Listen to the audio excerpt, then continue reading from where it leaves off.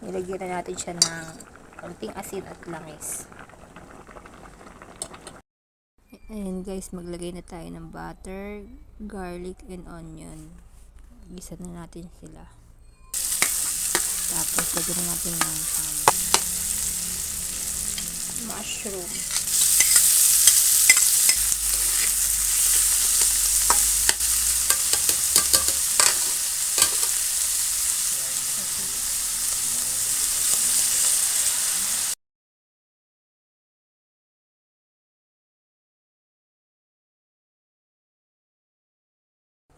Ayan guys, lagyan na natin yung all-purpose cream natin.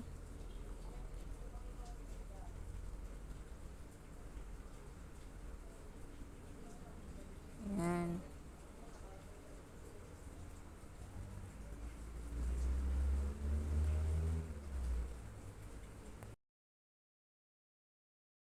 Lagyan na rin natin ng evap milk.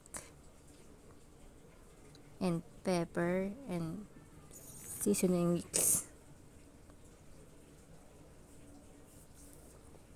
Nor para cheesy. Ayan guys, malapit na siyang maluto.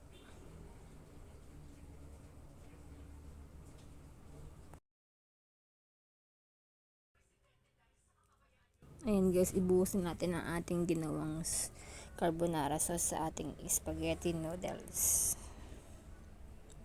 Ayan guys, tapos na siya. Ayan na.